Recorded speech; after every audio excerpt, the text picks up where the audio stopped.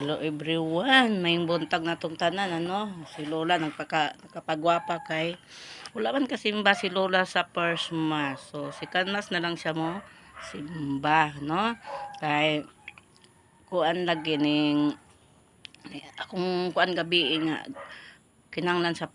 sa si Kanas na lang ko no kay lagi sa adlaw muratag hago kaayo kadaghan kitang gitrabaho niya. Ug maligo pug ko og sayo kaayo kalimang pagkabugnaw so 8:30 na lang ko mo simba na para nga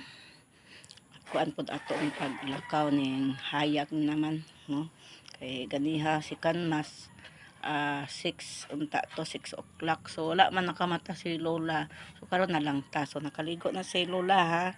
nakaligo na si Lola unya nakapagwapa na pod si Lola magwapa ra na si Lola og simba pero dirira sige sa balay nako Ginoo ang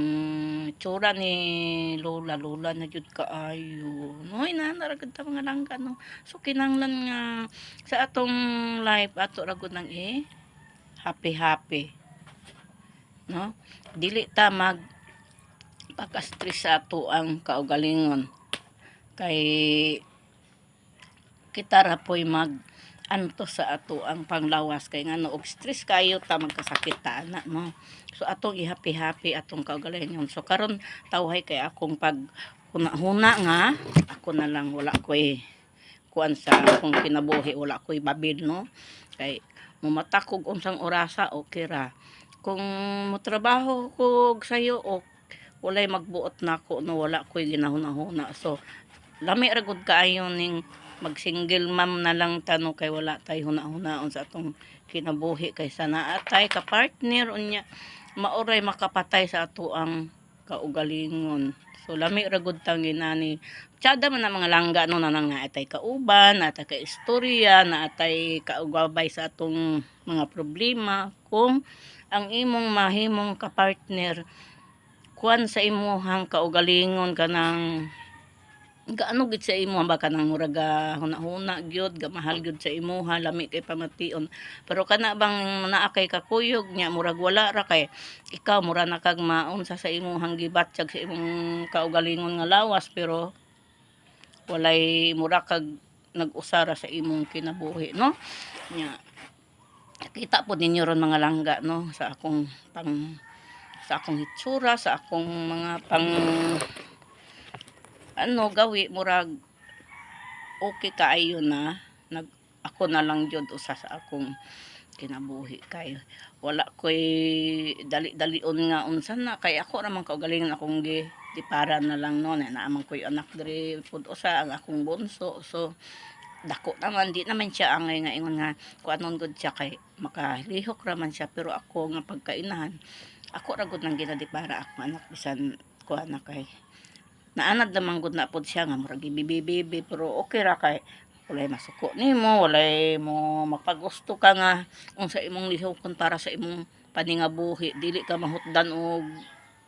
maggamit nimo sa imong kusina o sa imong adlaw-adlaw nimong ginahimo no nga para ta maka-income no kay si Lola di man gyud na mahimo nga dili gud na siya makalakaw kay lagi usahay mang massage ta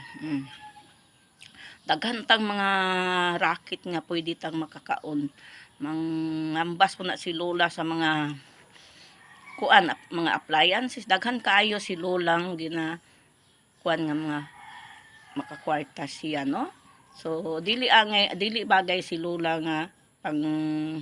isipan og na ay say ka partner so di good pud nako ganahan nga na ako'y kuyog sa balay nga kanang mang-isip sa iyaha ba na mao nay dili nako ganahan sa tanan kay kung nakapakaon man ko og tao dili nako na ginaisip bisan unsa pa nato ka bisag unsa pa ato ang mahitabo unsa pay mahitabong adlaw nga maglalis-lalis dili gud nako na-entra ng akong gipakaon sa tawo kay ato ng kalipay nga nakapakaon ta og tao og pasalamatan nato sa Ginoo nga kita ang nakapakaon sa tao dili kita ang gipakaon di ba ana ang life mga kalangga no kinahanglan nga kita maging kuanta ka ng unsay ato naa nato or naamantay nakita nga atong mga amiga o silingan nga murag pareha pod nato ka pigado. So ug makakita tag usahay, makakita man gid tano ka ng sobra-sobra sa ato ato pud ipang bahin-bahin na kay kana nga grasya gihatag sa Ginoo para sa tawo, para sa atoa, para makakaunta. Dili na to idalo ang grasya nga atong na kuan karon nakamit nato no kay ato gum pasalamatan sa Ginoo nga naata-ana karon nga tuig, naata-ana karon nga kuan nga panahon nga gitagaan gud tag gahin sa Ginoo nga makagrasya gud ta nga dili ta mangayo kayo sa katawhan no kay mas maayo daw nga ikaw gipangayuan kaysa ikaw ang nangayo kay grasya na sa Ginoo. Usa pa gid ang pinakagrasya sa Ginoong dako mga kalangga no kanang uban no nagbuntis, ianak, ilabay. Kabalo ba mo mga langga nga mauna ang pinakadako nga grasyang gihatag sa Ginoo ang anak no. Moingon man ta nga ang uban moingon mga mayra po wala ko'y anak kay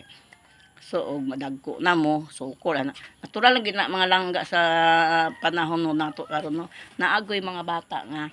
mo sukol og ginikanan di man nato na kuan no dipende naman po na sa imong pagdala kung imo ko na sila puntukulon sa ilang mga kuan. So simpre mo sukol ko na sila pero kung ikaw ginikanan ikaw goy magdala sa ilahang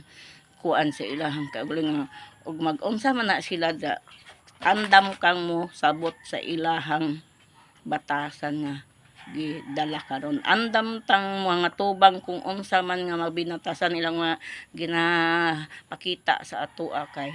moabot ra gyapon ang adlaw nga